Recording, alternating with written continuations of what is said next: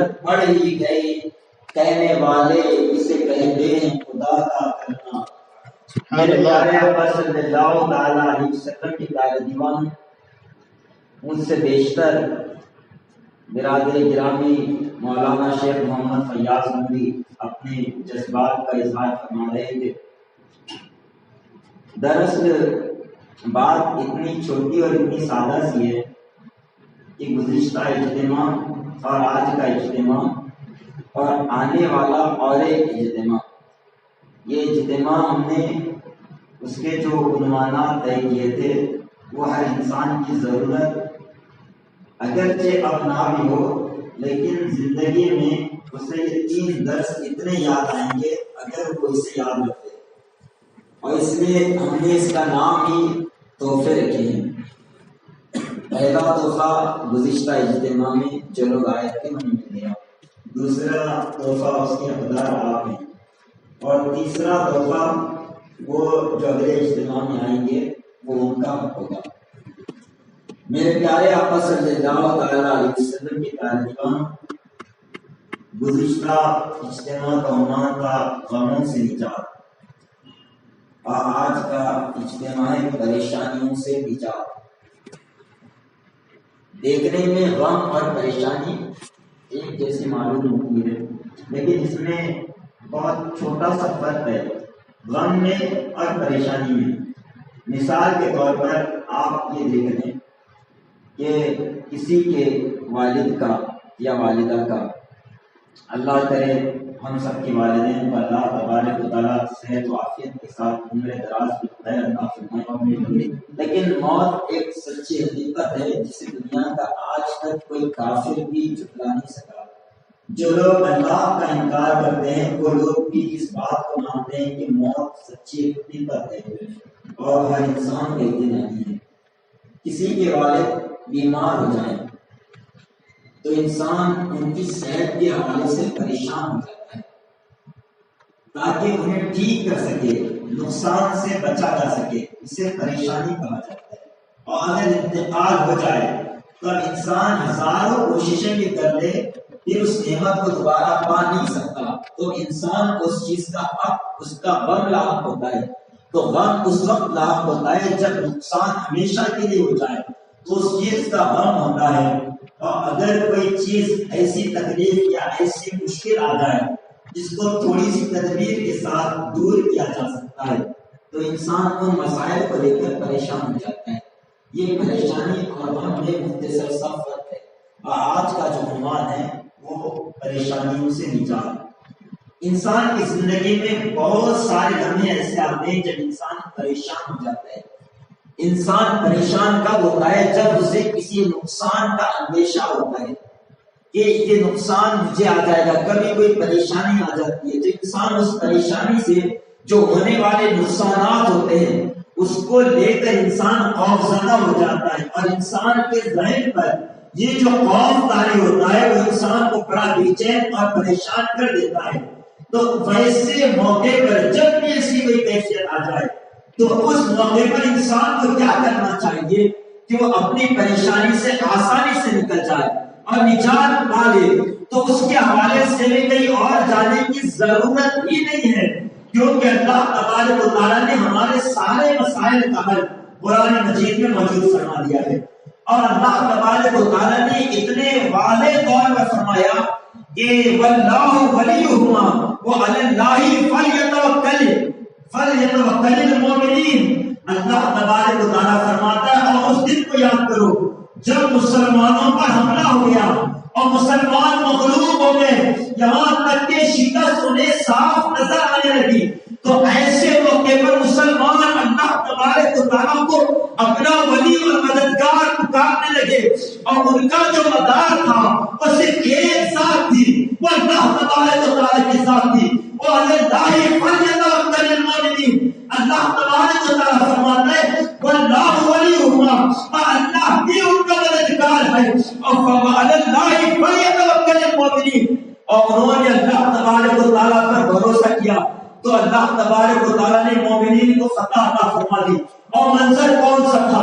وہ تاریخ کا سب سے خوفناک منظر جسے غزوہ احد کہا جاتا ہے،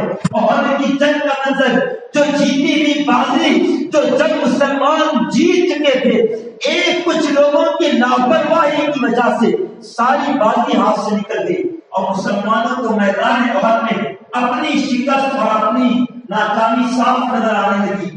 تو ایسے موقع پر اللہ تبارک و تعالیٰ نے انہیں ان کی مدد فرمائی اور وہ لوگ اللہ تبارک و تعالیٰ ہی کی ذات پر، کیونکہ سارے مسلمان میدان احد میں تھے. اب جینا ہے تو جیتنا ہے، اگر ہار گئے تو موت آگے ہے، اس کے علاوہ کوئی چارہ نہیں. اسلام کے ابتدائی دور ہے، تیسری صدی تیسری ہجری میں جنگ احد کا واقعہ پیش آیا. اب اسلام کا ابتدائی دور تھا، تو ایسے عالم میں جیتنا کتنا مشکل تھا اور کتنا ضروری تھا. اللہ تبارک و تعالیٰ فرماتے ہیں ان کی ساری جیت کا مدار تھا وہ یہ تھا کہ انہوں نے اللہ کی ذات پر بھروسہ کیا. سبحان اللہ.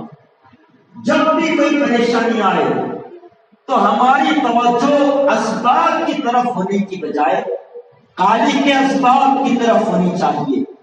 جو مسبب الاسباب ہے، جو اسباب پیدا کرنے والا ہے، اگر ہم اپنی توجہ اس کی طرف لگا لیں گے تو اللہ تبارک و تعالیٰ یقینی طور پر اس پریشانی سے نجات عطا فرمائے گا، کیونکہ اس کا وعدہ ہے وَعَلَى اللَّهِ تَوَكَّلْتُ وَهُوَ حَسْبُهُ.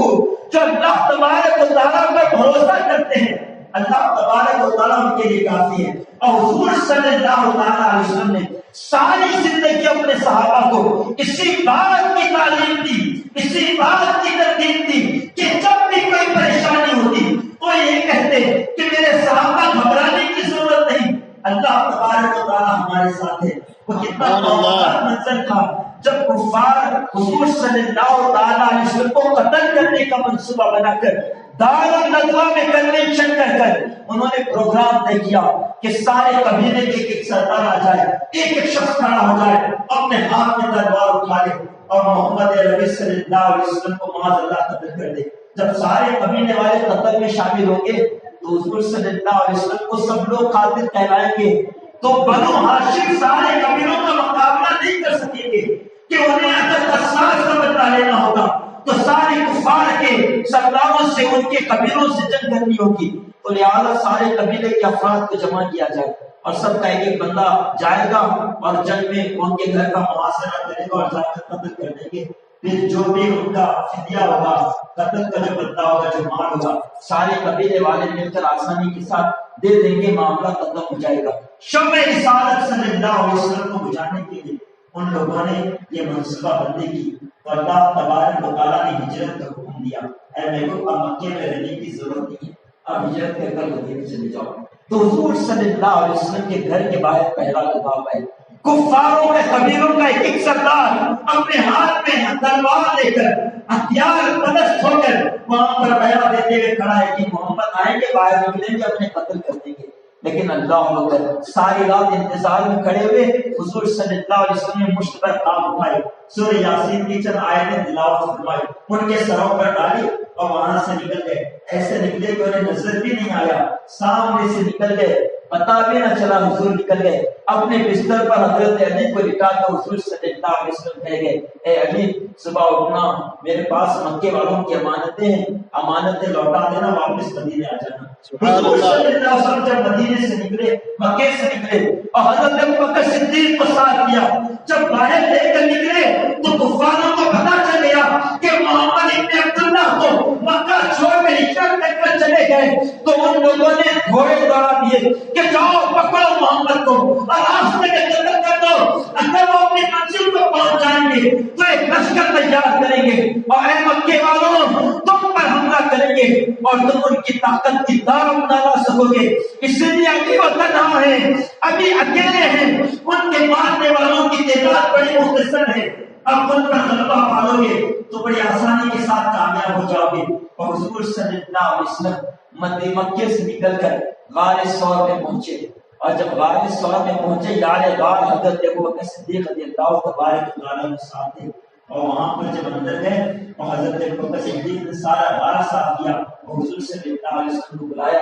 واقعہ بڑا طویل ہے، آپ سنتے ہیں. ایک سوراخ واقع رہ گئی تھی جہاں پر حضرت ابوبکر نے اپنا پیر لگا کر اسے بھیج دیا. حضور صلی اللہ علیہ وسلم اندر آ گئے، اب وہاں پر بیٹھے تھے اور باہر اللہ تبارک و تعالیٰ نے بچنے کا انتظام فرما دیا. کبوتری غار کے باہر انڈے دیتی ہیں اور وہاں پر جانور جو ہے ارد گرد وہاں پر جمع ہو جاتے ہیں. پکڑی جو غار کا جو دروازہ تھا جو منہ تھا جس میں سے اندر باہر آنا جانا تھا اس پر کانا بن دیتی ہے، جال بنا دیتی ہے. اور جب کفار وہاں تک آ گئے ڈھونڈتے ڈھونڈتے غار سور کے پاس آ گئے، یہاں تک کہ حضرت ابوبکر صدیق فرماتے ہیں میرا دل انہیں دیکھ کر دھک دھک مارنے لگا کہ میرے دل کی دھڑکن تیز ہو گئی، کیونکہ ان کے قدم غار کے بازو نظر آتے تھے اور اتنے قریب آتے تھے، ان کے ہاتھوں میں تلوار تھی اور ہم خالی ہاتھ پر کیسے نکلے تھے، ہمارے پاس تو کچھ نہیں تھا اور ہم تو اکیلے حضور صلی اللہ علیہ وسلم کو ساتھ لے کر نکلے تھے. مجھے اپنی جان کی کوئی فکر نہیں تھی، میرے سر میں قیامت تک جتنے انسان پیدا ہوں گے ان کا مرکز ایمان جناب محمد رسول اللہ صلی اللہ علیہ وسلم کی ذات میرے ساتھ تھی، ان کی حفاظت کی ذمہ داری مجھ پر عائد تھی. میں اتنا کمزور تھا کہ میں کفار کا مقابلہ نہیں کر سکتا تھا. میں گھبرایا، ان کے پاؤں غار کے منہ پر نظر آنے لگے اور اس کو دیکھ کر میں رونے لگا اور حضور صلی اللہ علیہ وسلم سے کہنے لگا یا رسول اللہ ہم تو مارے گئے، ہم بچ نہیں سکتے کیونکہ کفار تو ہمارے غار کے قریب آ گئے ہیں. حضور صلی اللہ علیہ وسلم سے ابوبکر صدیق نے جو فرمایا تھا، تاریخ الخلفاء میں امام جلال الدین سیوطی نے لکھا کہ غار اتنا تنگ تھا اگر وہ اپنے پاؤں کی طرف تھوڑا بھی جھک جاتے تو حضور صلی اللہ علیہ وسلم کو آسانی کے ساتھ غار میں دیکھ لیتے. اتنا قریب آ گئے تو حضور صلی اللہ علیہ وسلم نے اپنے یار غار اپنے صحابی کو کس بات سے تسلی دی، اسے قرآن مجید نے سورہ توبہ میں بڑے احسن انداز میں نقل فرمایا، اسے قیامت تک کے لیے تبدیل نہ ہونے والی کتاب میں محفوظ کر دیا. فرمایا گیا وَإِذْ يَقُولُ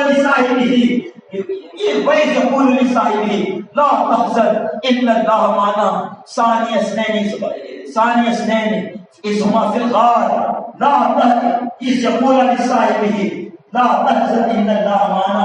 فرماتے ہیں جب غار میں دونوں تھے، دونوں میں سے ایک اپنے صحابی سے کہنے لگے اذ یقول لصاحبہ اے میرے صحابی، اے میرے ابوبکر، لا تحزن ان اللہ معنا، میرے صحابی غم نہ کرو، اللہ ہمارے ساتھ ہے، اللہ ہمارے ساتھ ہے. جب یہ بات کی گئی فَأَنزَلَ اللَّهُ سَكِينَهُ، حضرت قرآن کہتا ہے جب یہ بات کہی حضرت ابوبکر صدیق کو حضور صلی اللہ علیہ وسلم نے اللہ کی ذات کی طرف توجہ دلائے تو ان کی جو دل کی دھڑکن تیز ہو گئی تھی.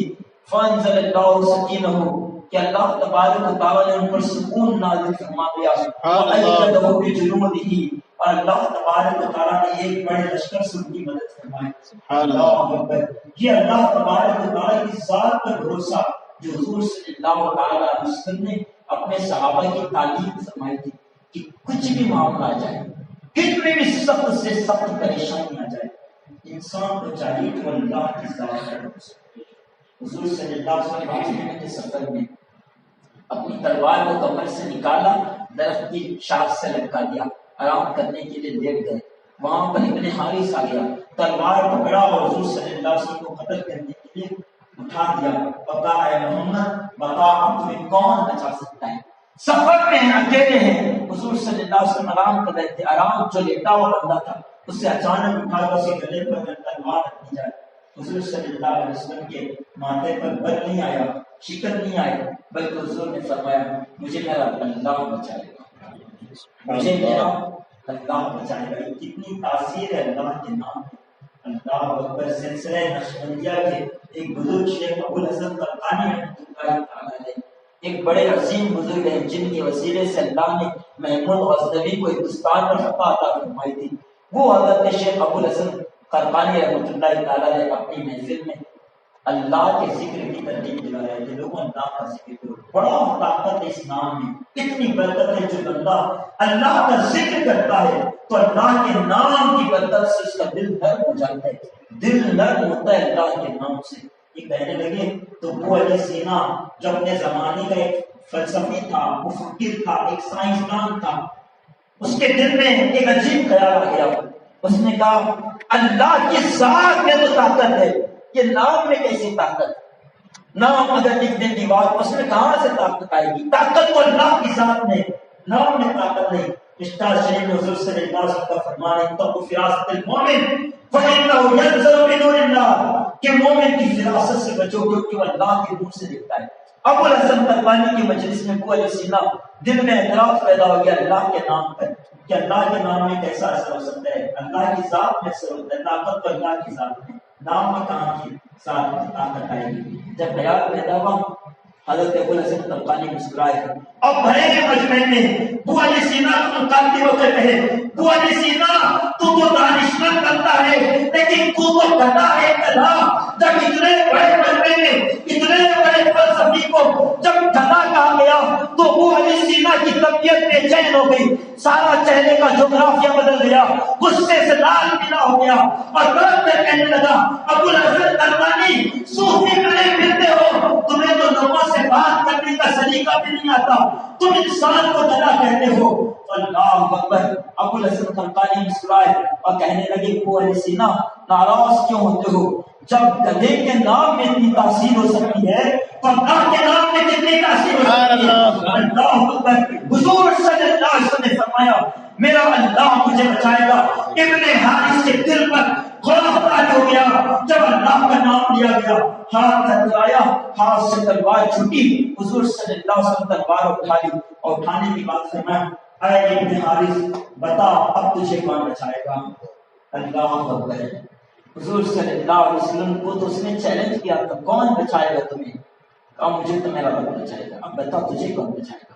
تو کہا میں نے لوگوں سے سنا ہے کہ محمد بڑے کریم ہیں، بڑے رحیم ہیں، بڑے رؤوف رحیم ہیں، یا رسول اللہ مجھے معاف کر دیجیے۔ حضور صلی اللہ علیہ وسلم نے جا میں نے تجھے معاف کر دیا۔ قصہ بتانے کا مقصد یہ ہے کہ حضور صلی اللہ علیہ وسلم نے ہر لمحے پر ہر موقع پر صرف ایک ذات کی طرف اس کی طرف جو ہے بھروسہ کرنے کی تعلیم دی ہے اور اللہ تبارک و تعالیٰ ایسی ذات ہے اللہ تبارک و تعالیٰ کی۔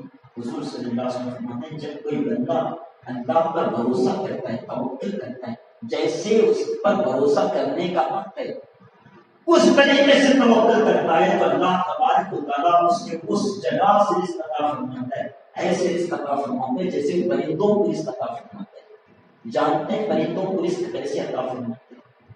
وہ اتنے اربوں خربوں زمین پر لاکھ پرندے کتنی مخلوقات ہے اس کی، اللہ تبارک و تعالیٰ نے رزق کیسے عطا فرماتا ہے۔ وہ صبح میں خالی پیٹ تو اٹھتے ہیں لیکن جب رات میں واپس اپنے گھونسلے میں جاتے ہیں تو خالی پیٹ نہیں ہوتے کیونکہ ان کے پاس کوئی بزنس نہیں، کوئی کاروبار نہیں، جس چیز پر بھروسہ کرتے ہیں وہ اللہ تبارک و تعالیٰ کی ذات ہے، وہ اللہ کی ذات پر بھروسہ کرتے ہیں تو اللہ نے رزق عطا فرماتا ہے۔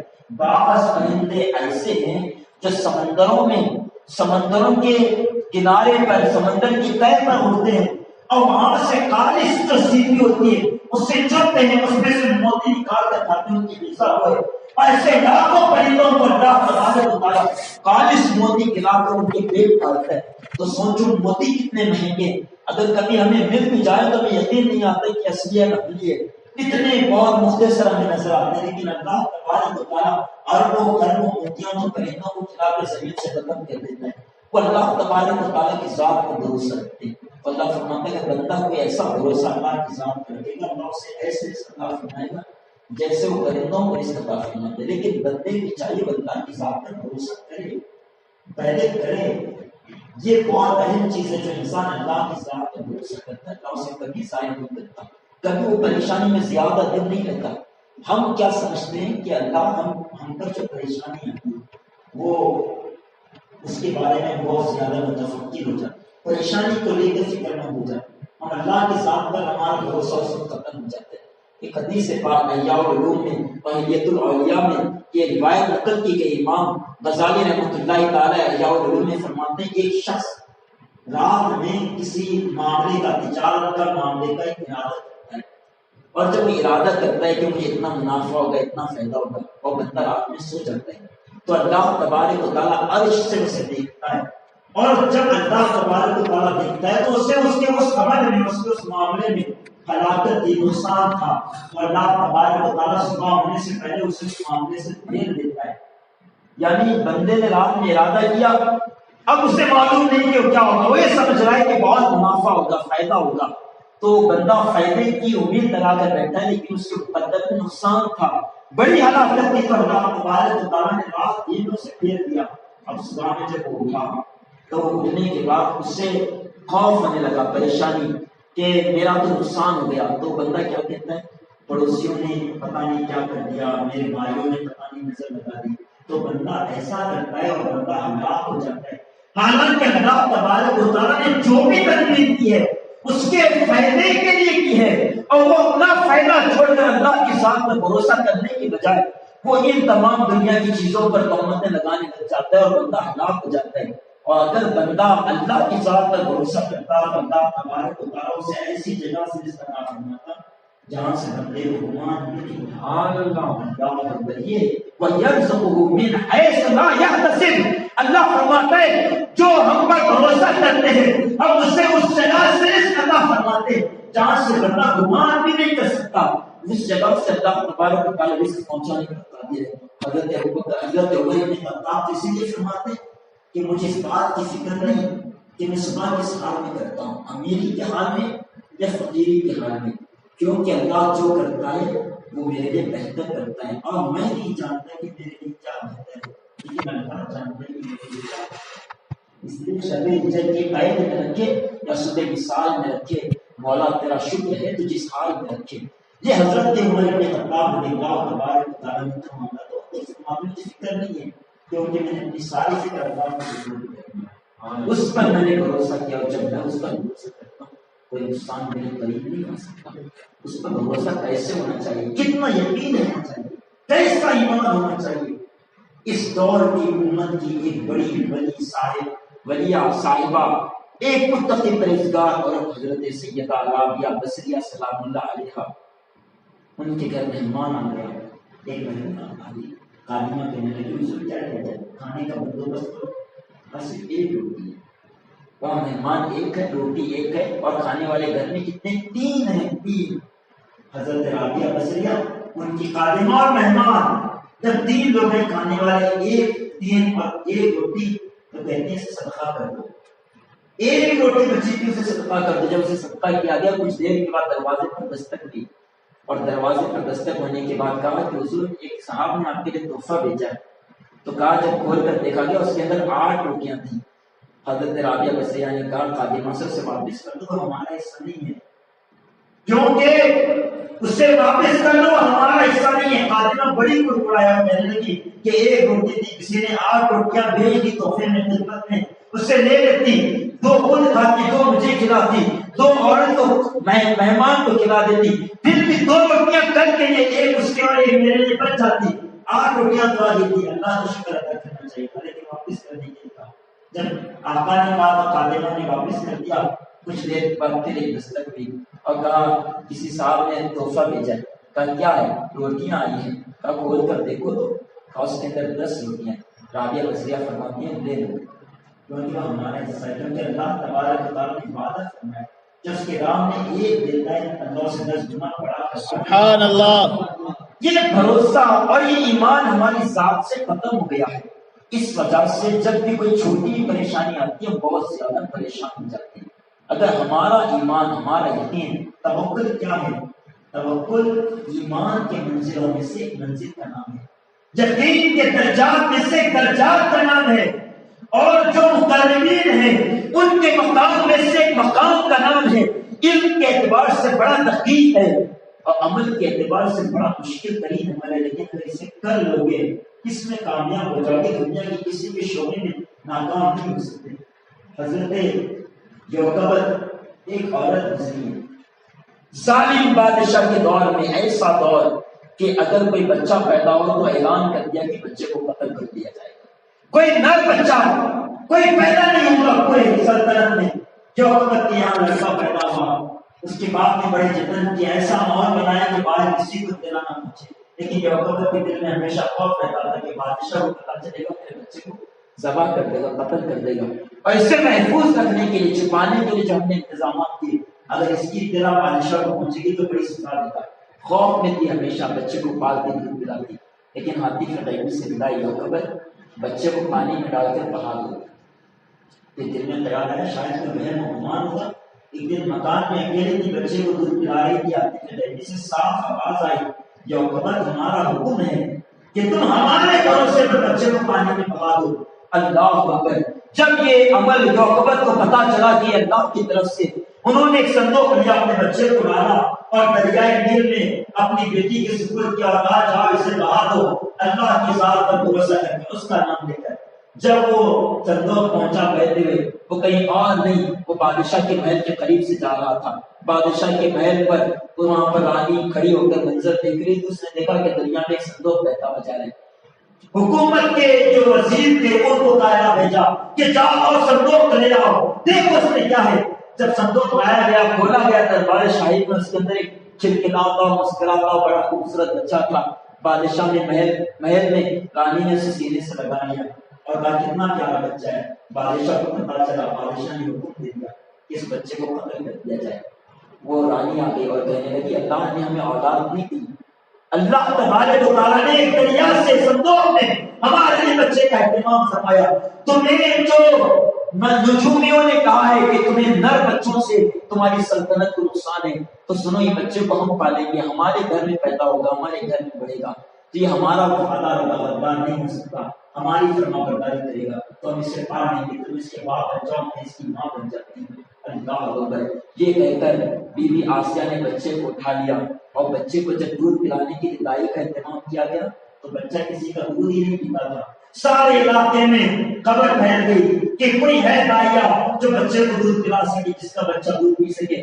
جو اس کی بہن گئی تھی دریا میں بہانے کے لیے، وہ خادمہ بن کر اس محل میں پہنچی اور کہنے لگی کہ میں کنیز ہوں، میں ایسی عورت کو جانتی ہوں جو اس بچے کو دودھ پلا سکتی ہے۔ تو کہا جاؤ بلا لاؤ۔ حضرت یعقوب کو ایک خبر دی اور کہنے لگی چلو اب تمہاری جگہ اس کٹیا میں نہیں بلکہ بادشاہ کے محل میں ہے۔ یعقوب گھبرائی، آخر کیا ہوا؟ کہا تمہارا بیٹا بادشاہ کے محل میں ہے، کیا بادشاہ کو پتا چل گیا وہ ہمارا بچہ ہے اور اسے قتل کر دے گا؟ کیا وہ مجھے سزا دے گا؟ کہا نہیں، اللہ تبارک و تعالیٰ پر جو لوگ بھروسہ کرتے ہیں اللہ تبارک و تعالیٰ نے ضائع نہیں کرتا۔ اے یعقوب وہ تمہارا بچہ ہے اور بادشاہ کے محل میں دودھ پلانے کے لیے رانی تمہیں بلا رہی ہے۔ سبحان اللہ۔ یہ کیسا انتظام تھا؟ یہ اللہ کے ذات پر بھروسہ تھا۔ حضرت موسیٰ کو کوئی اور نہیں، حضرت موسیٰ علیہ السلام تھے۔ حضرت موسیٰ علیہ السلام فرعون کے دربار میں جب کھڑے ہوئے، بڑے بڑے جادوگر آ گئے اور جادوگروں نے رسیاں پھینکی، رسیاں اچانک سانپ بن گئی۔ اللہ نے فرمایا اے موسیٰ اپنا عصا زمین پر پھینکو، مجھے دل کے اوپر ہاتھ رکھ کر بتانا، جب تم سانپ دیکھو گے تو لکڑی پر گرفت مضبوط کرو گے یا لکڑی پھینک دو گے۔ ہر دانشمند ذی شعور انسان جب سانپ دیکھتا ہے تو لکڑی تلاش کرتا ہے، اپنے ہاتھ میں مضبوطی سے پکڑتا ہے تاکہ وہ سانپ کا مقابلہ کر سکے۔ لیکن اللہ نے فرمایا موسیٰ اپنا عصا زمین پر پھینک دو، کیونکہ انہیں بھروسہ لکڑی پر نہیں اللہ کی ذات پر۔ سبحان اللہ۔ اللہ کی ذات پر بھروسہ تھا، لکڑی زمین پر پھینکا، ایک بڑا آزمائش بن گیا، سارے سانپوں کو ایک ساتھ ملا لیا۔ یہ اللہ کی ذات پر بھروسہ کرنے کا اجر ہے، کیونکہ اللہ نے وعدہ فرمایا کہ جو ہم پر بھروسہ کرتے ہیں کبھی ضائع نہیں ہوتے، ہم انہیں وہاں سے رزق عطا فرماتے ہیں جہاں سے انسان پر گمان ہے۔ اور اللہ کی ذات سے بڑھتے ہوئے فرعون کا لشکر پیچھے پڑا تھا، حضرت موسیٰ علیہ السلام بھاگنے لگے، دریا نیل آ گیا، پیچھے لشکر ہے ہاتھیوں سمیت گھوڑوں سمیت، سامنے دریا ہے، آگے جاتے ہیں تو ڈوب جاتے ہیں، پیچھے ڈوب جاتے ہیں تو لشکر حملہ کر دے گا، قتل کر دے گا۔ قوم بنی اسرائیل کہنے لگی کہ موسیٰ تم نے تو ہمیں مرا دیا، مروا دیا ہمیں، اب لشکر آئے گا قتل کر دے گا۔ حضرت موسیٰ علیہ السلام نے اللہ نے کہا موسیٰ اپنا عصا پانی پر مارو، پانی پر جب عصا مارا جاتا ہے تو پانی اچھلتا ہے، لیکن اللہ تبارک و تعالیٰ کی ذات پر بھروسہ کرتے ہوئے جب موسیٰ علیہ السلام نکلے تو دریا میں اللہ نے راستے بنا دیے۔ بتاؤ ضائع کیا؟ پریشانی اتنی بڑی تھی، اتنی بڑی، سامنے دریا، پیچھے لشکر، موت سامنے کھڑی ہے، اس سے بڑی پریشانی کوئی ہو سکتی ہے؟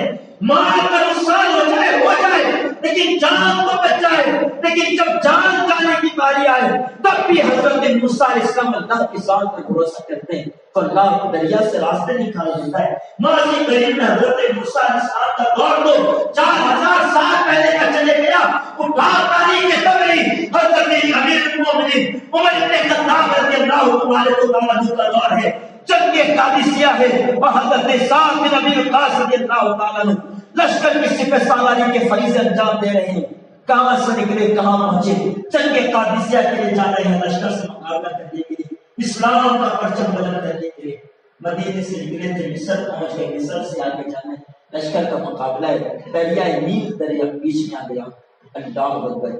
انہیں تو کوئی پتہ نہیں تھا دریائے نیل کا. جب آ گیا تو کہنے لگے مولا تو موسیٰ علیہ السلام کی نافرمان قوم کو دریا میں راستہ دے سکتا ہے, ہم تو تیرے رسول کرام مطہر صلی اللہ علیہ وسلم کے غلام ہیں. سبحان اللہ. اللہ اکبر. ہمیں راستہ عطا فرما. حضرت ابو سعید خدری رضی اللہ تبارک و تعالیٰ نے یہاں پر دعا کی, اللہ تبارک و تعالیٰ نے دریائے نیل کے راستے سبحان اللہ. وہ وہاں سے گزر گئے. جب راستے پار ہو گئے دریا, حضرت سعد, حضرت عمر, حضرت ابو سعید, حضرت سعد بن ابی وقاص رضی اللہ تعالیٰ عنہ کہنے لگے کسی کی کوئی شے تو نہیں رہ گئی؟ تو ایک صحابی کھڑے ہوئے کہنے لگے میری مٹی کا برتن دریا میں رہ گیا ہے. اب لشکری راستہ مل گیا, وہی پار چلا گیا, بڑی بات تھی. وہ کہنے لگے میری برتن کا جو پیالہ تھا مٹی کا وہ دریا میں رہ گیا ہے. حضرت سعد بن وقاص کہنے لگے اے دریا ہمارے ساتھی کا برتن تجھ میں رہ گیا, اسے واپس کر دے. ابھی اتنا کہنا تھا, تاریخ کے تبری میں الفاظ لکھے ہوئے ہیں کہ انہوں نے یہاں پر دعا کی, ایک بڑی لہر آئی اور ان کا مٹی کا پیالہ دلا کر کنارے لگا دیا. سبحان اللہ. کے ساتھ کا بھروسہ ہونے کا, جو اللہ کے ساتھ کا بھروسہ کرتے ہیں اللہ تبارک و تعالیٰ نے کبھی ضائع نہیں کرتا, اور اللہ کا وعدہ وہاں سے رزق عطا فرماتا ہے جہاں سے بندے کو گمان بھی نہیں ہوتا. میں ایک آرٹیکل پڑھا تھا بہت پہلے, حالانکہ گفتگو کا حصہ نہیں ہے, لیکن جب اللہ کے ساتھ کی بھروسے کی بات ہے تو مجھے یاد آتا ہے, سنانا چاہتا ہوں. ایک حکیم صاحب تھے اور دوائی دیتے تھے, بہت نیک دل, نرم مزاج کے, غریب مزاج کے حکیم صاحب کے دوائیں دیتے تھے. اور دوا دینے کا ان کا طریقہ یہ تھا کہ جب بھی صبح سے نکلتے تھے گھر سے تو اپنی بیوی سے پوچھتے تھے آج کے خرچے کیا, آج کا خرچہ کیا ہے, بیوی چٹھی کما لیتی, آج یہی سودا کرنا ہے. وہ چٹھی لے جاتے, اپنے مطبخ میں بیٹھ جاتے, اپنے حکیم خانے میں بیٹھ جاتے, اپنے دواخانے میں بیٹھ کر اس کا حساب کرتے, اس کی قیمت اتنی, اس کی قیمت اتنی, اس کی قیمت اتنی, سارا حساب ہو جاتا. تو اللہ تبارک و تعالیٰ سے عرض کرتے مولا یہ آج کا خرچہ ہے, اس کا بندوبست ہو جائے گا, میں اس کے لیے یہاں پر آ کر بیٹھا ہوا, تیری عبادت چھوڑ کر تیرا بندہ رزق کی تلاش میں بیٹھا, اس کا انتظام کر دے, میں اٹھ کر چلا جاؤں گا. فجر کی نماز کی بات کا معاملہ تھا, اور صبح 9 بجے, کبھی 9:30, کبھی 10 بجے یہ سارے معاملات ختم ہو جاتے تھے. اور اتنا مل جاتا, جب مل جاتا دواخانہ بند کر دیتے, اپنے گھر چلے جاتے اور عبادت میں ذکر و اذکار میں مصروف ہو جاتے. ایک روز ان کے پاس جب وہ صبح میں آئے تو انہوں نے سامان کی چٹھی حسب عادت دیکھی, اس میں گھر کا سامان تھا, پھر لکھا ہوا تھا بیٹی کا جہیز. تو اللہ انہوں نے سب کے سامنے قیمت دی تھی. جب بیٹی کا جہیز آیا تو تھوڑی سی سکتہ تاری ہو گیا کہ اتنا بڑا انتظام کیسے ہو سکے گا, اتنا بڑا. پھر اس کے آگے لکھ دیا کہ اللہ کا کام ہے, اللہ جانے.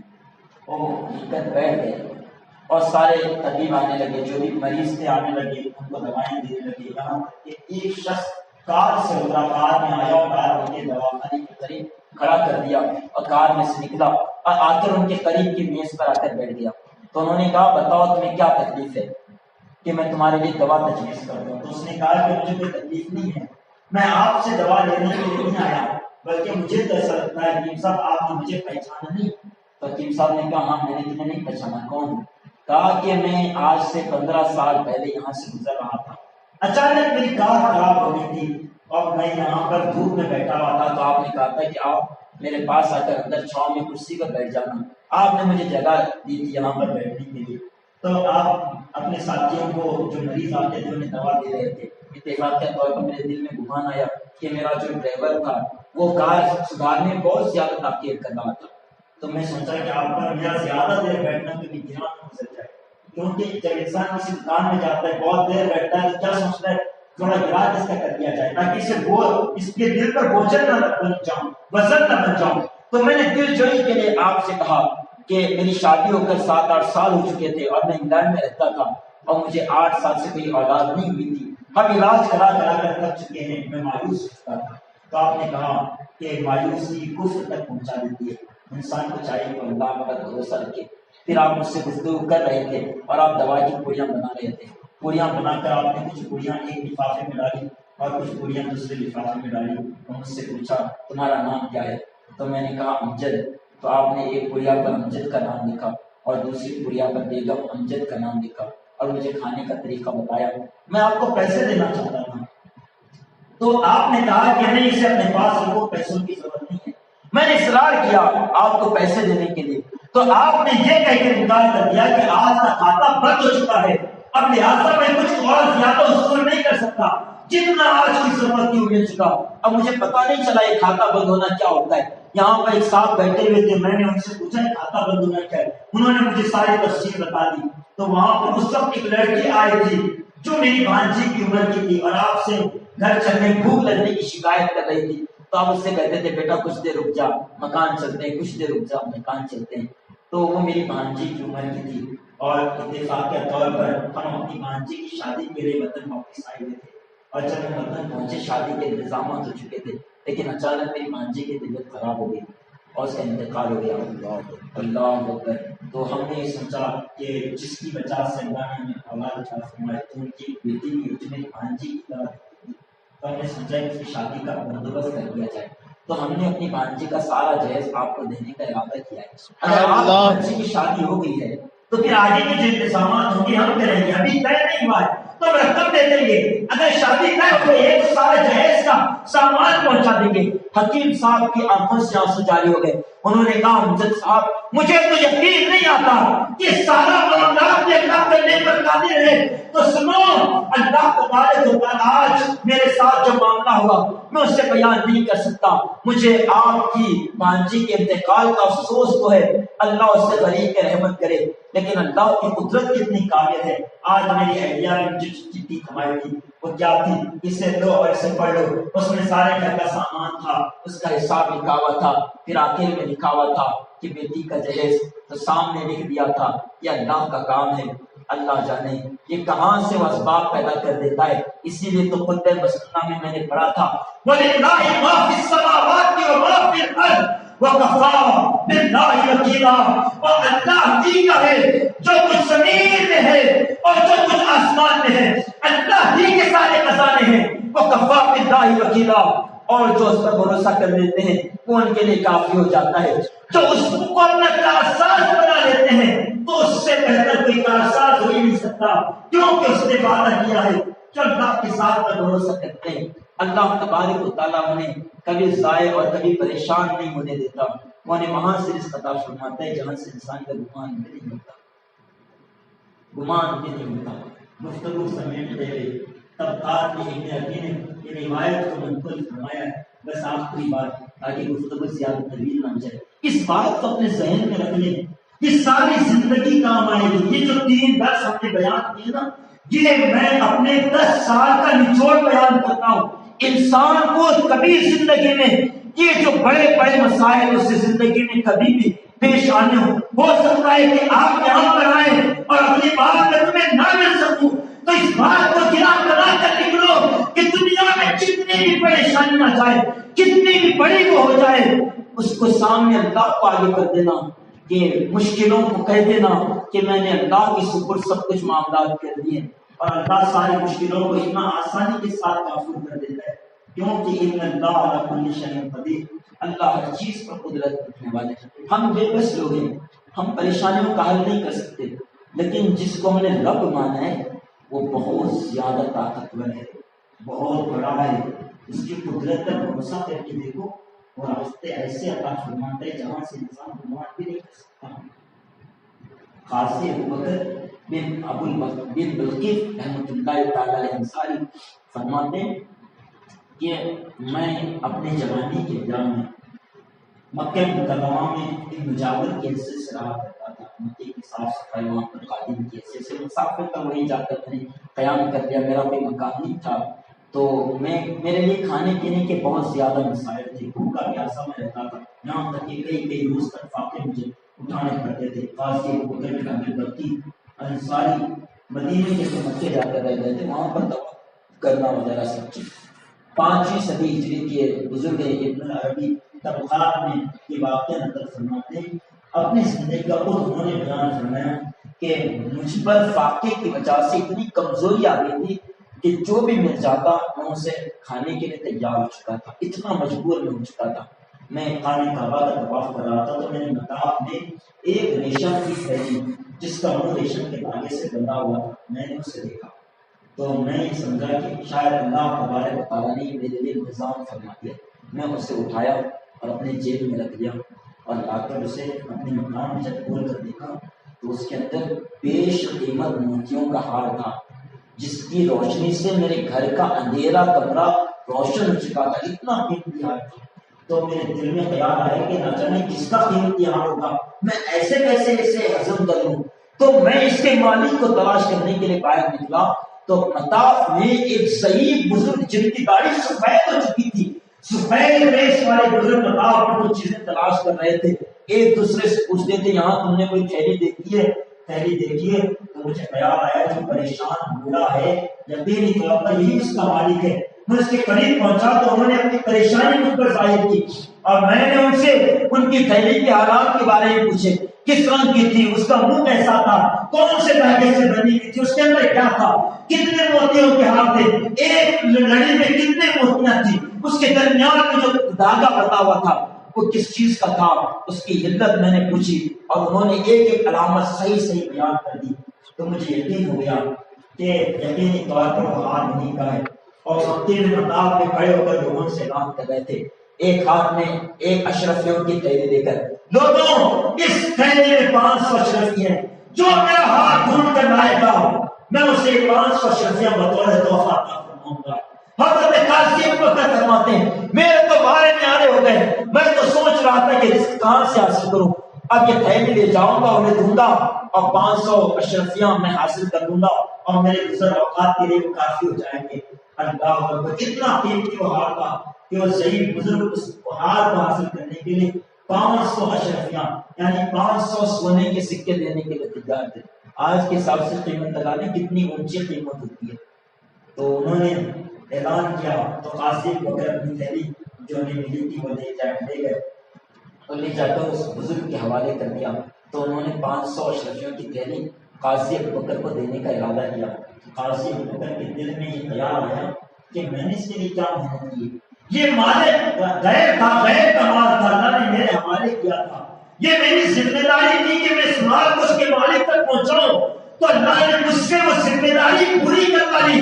کیا اتنا اللہ کا شکر کرنے کے لیے کافی نہیں ہے؟ تو میں اس سے مال پیسہ لے سکتا ہوں، میں نے کوئی محنت نہیں کی اور میں نے انکار کر دیا مال لینے سے، 500 اشرفیاں لینے سے، اور کہا میرے لیے اللہ کافی ہے، وہ مجھے بہترین سلا دے گا، مجھے ہار نہیں چاہیے، مجھے مال نہیں چاہیے، پیسے نہیں چاہیے۔ وہ بزرگ بار بار اصرار کرتے رہے، لیکن قاضی ابوبکر کے دل میں اللہ کا ایسا خوف آ گیا تھا کہ انہوں نے مال لینے سے انکار کر دیا، پیسے لینے سے انکار کر دیا۔ فرماتے ہیں اسی طریقے سے زندگی گزرنے لگی۔ ایک وقت ایسا آیا کہ میں مکے سے واپس جانے لگا کسی دوسرے مقام پر، تو بحری سفر مجھے درپیش تھا اور میں سمندر پر کشتی، لوگ سوار تھے، میں بھی سوار ہو کر دوسری جگہ کے لیے نکل گیا۔ راستے میں طوفان آ گیا اور ہماری کشتی تلاتی میں پھنس گئی، اور یہاں تک کہ کشتی کے ٹکڑے ٹکڑے ہو گئے، اور میں ایک تختے کے سہارے پر اس کا سہارا لے کر تیرتا ہوا ایک بستی کے کنارے پہنچا۔ پتہ نہیں دوسرے لوگوں کا کیا حال ہوا، ایک بستی میں پہنچا، نئی بستی کے انجان لوگ تھے، اور وہاں کی مسجد میں چلا گیا، اور وہاں پر کوئی امام نہیں تھا۔ پوچھنے میں پتا چلا کہ کچھ دن پہلے یہاں کے امام کا انتقال ہو گیا۔ تو جب میں وہاں پر پہنچا تو میں وہاں پر لوگوں کو نماز پڑھاتا تھا، میری آواز بڑی پیاری تھی، تو لوگ میرے پاس قرآن سیکھنے کے لیے آنے لگے، اور جب لوگ آتے تھے، بڑے بچے چھوٹے بزرگ سب آتے تھے، قرآن سیکھتے تھے، میں سکھاتا تھا، اور وہ مجھے ہدیہ دیتے تھے، اور میرا روزگار بھی چلنے لگا، اور میرے حالات بہترین ہونے لگے، بہتر ہونے لگے۔ اللہ اکبر۔ پھر ایک دن میں قرآن مجید کے کچھ نسخے نکال کر انہیں لکھ رہا تھا، کیونکہ اس زمانے میں قرآن ہاتھ سے لکھا جاتا تھا۔ کچھ لوگ میرے پاس آئے، قرآن لکھتا دیکھ کر کہنے لگے آپ کو لکھنا بھی آتا ہے؟ تو انہوں نے کہا ہاں مجھے الحمدللہ لکھنا بھی آتا ہے۔ انہوں نے کہا آپ ہمارے بچوں کو قرآن لکھنا بھی سکھا دیں۔ تو قرآن لکھنا سیکھنے کے لیے، خطاطی سیکھنے کے لیے بہت سے لوگ وہاں پر آنے لگے اور انہیں ہدیے دینے لگے، یہاں تک کہ وہ دیکھتے دیکھتے اچھا خاصا مال انہوں نے جمع کر دیا۔ تو وہاں کے بستی کے لوگ کہنے لگے ارے قاضی ابوبکر آپ نکاح کیوں نہیں کرتے؟ تو انہوں نے کہا مجھے اس کی ضرورت نہیں ہے۔ لوگوں نے اصرار کیا اور کہنے لگے کہ ہمارے قوم کے بزرگ تھے، ان کی ایک کماری بیٹی یہاں پر رہتی ہے، ان کا انتقال ہو گیا، ہم یہ چاہتے ہیں، بڑے نیک بزرگ تھے، ہم یہ چاہتے ہیں کہ آپ ان کی اس نیک بیٹی سے نکاح کر لیں۔ سارے بستی کے لوگوں نے انہیں مشورہ دیا اور ان کی ریکویسٹ کرنے لگے، اصرار کرنے لگے، تو انہوں نے اصرار پر نکاح کے لیے راضی ہو گئے، اور جب نکاح ہو گیا تو شام میں انہوں نے اپنی بیوی سے ملاقات کے لیے جب پہنچے تو انہوں نے بیوی کے گلے میں جو ہار ہوتا ہے بس اسے ہی دیکھتے رہ گئے، یہاں تک کہ انہوں نے بیوی کی طرف، اپنی عورت کی طرف کوئی نظر نہ کی، تو ان کی عورت نے کہا آپ اتنے حیران کیوں ہیں اور اسی مال کو کیوں دیکھتے ہیں؟ تو فرماتے ہیں کہ میں نے اس ہار کو کہیں دیکھا ہے، اس جیسا ایک ہار مجھے اس وقت ملا تھا جب میں مکہ مکرمہ میں رہا کرتا تھا، سیم ایسا ہی ایز مال ہار مجھے ملا تھا، یا ایسا ہی نہیں بلکہ مجھے تو لگتا ہے یہی ہار مجھے ملا تھا۔ اور انہوں نے اپنے ہار کی ساری داستان ساری کہانی سنائی، اور اس کے بعد ان کی بیوی نے کہا قسم خدا کی تمہیں اس جیسا نہیں بلکہ یہی ہار ملا تھا، اور میرے باپ ہمیشہ تمہارا تذکرہ کیا کرتے تھے اور کہتے تھے کہ میں نے مکے میں ایک مسلمان کو دیکھا ہے، بس میں نے اپنی زندگی میں اگر مسلمان کو دیکھا ہے تو اس نوجوان کو دیکھا ہے، اتنا دیندار تھا، اگر اللہ باپ پیدا کرتے تو میں اپنی بیٹی کو اس کے نکاح میں دے دیتا۔ اگر اللہ تبارک و تعالیٰ کوئی ایسے حالات ایسے اسباب پیدا کر دے تو میں اپنی بیٹی کا نکاح اس نوجوان سے کراتا ہوں۔ ہمیشہ وہ بستی والوں میں اس نوجوان کی تعریف کرتے تھے، تو بستی والے لوگ جمع ہو گئے اور کہنے لگے ہماری بستی میں اللہ اتنا نیک بندہ رہتا تھا کہ اس نے دعا کی تھی کہ اگر اللہ مجھے موقع دے تو میں اپنی بیٹی کا نکاح اس نوجوان سے کراؤں گا جس نے ہار مجھے تلاش کر بغیر پیسے دیے مجھ سے اس نے ہار مجھے لوٹا دیا تھا، میں اس سے اپنی بیٹی کا نکاح کروں گا۔ اللہ اکبر۔ تو لوگوں نے کہا کہ وہ تو انتقال فرما گئے لیکن ان کی دعا رنگ لائی، اور اللہ تبارک و تعالیٰ نے سمندر میں طوفان بھیجا، تمہارے لیے اسباب پیدا کیے، تم اس بستی میں آ گئے، یہاں کے مقیم بن گئے، پھر اللہ تبارک و تعالیٰ نے تمہیں اس مال کا مالک بنا دیا، اس مال کا حقدار بنا دیا۔ اگر اس وقت مال تم حاصل کر لیتے رکھ لیتے، اس کے حقدار کو نہ لوٹاتے، تب وہ تمہارے پاس مال حرام ہوتا، اور اگر تم اس کے بدلے میں اجرت لے لیتے، معاوضہ لے لیتے، وہ تمہارا ہی حصہ ہوتا، لیکن تم نے مال کو حلال طریقے سے حاصل نہیں کیا، تم نے اس کا اجرت بھی نہیں لیا، اس کا حصہ بھی تم نے حاصل نہیں کیا، بلکہ تم نے اللہ کی ذات پر بھروسہ کیا، تو اللہ تبارک و تعالیٰ نے حلال طریقے سے تمہیں اس مال کا مالک بنا دیا۔ یہ اللہ تبارک و تعالیٰ کی قدرت ہے۔ کوئی چیلنج کر سکتا ہے، کتنے بھی مسائل آ جائیں، کتنے بھی پریشانیاں آ جائیں، کتنے بھی تکالیف آ جائیں، تو یہ آج کے درس کا تحفہ ہے کہ اللہ کی ذات پر بھروسہ کرو۔ للہ ما فی السماوات و ما فی الارض وکفیٰ باللہ حسیبا۔ مسائل آ جائیں، پریشانی انسان کی زندگی میں ہر دن تو ایک جیسا نہیں ہوتا، آج سکون کے کل پریشانی کی ہو سکتی ہے، تو انسان کو چاہیے کہ پریشانی کے دنوں میں اللہ کی ذات پر بھروسہ کرے، اور ہمیشہ یہ دعا کرتے رہے جو حضرت ابراہیم علیہ السلام نے اس وقت کی تھی جب انہیں نار نمرود میں ڈالا جا رہا تھا، حسبنا اللہ و نعم الوکیل، نعم المولا و نعم النصیر، میں اللہ پر بھروسہ کرتا ہوں اور وہی میرے لیے کافی ہے، نعم المولا و نعم النصیر، وہی میرا مولا ہے اور وہی میری نصرت کرنے والا ہے، وہی میری مدد فرمائے۔ اللہ کی ذات پر بھروسہ کرے، اور راستے ایسے بناتا ہے جہاں سے انسان کا وہم گمان بھی نہیں گزر سکتا۔ باتیں تو بہت زیادہ ہیں، یہ قصہ لطیف ابھی ناتمام ہے، جو کچھ بیان ہوا ہمارے بات تھا۔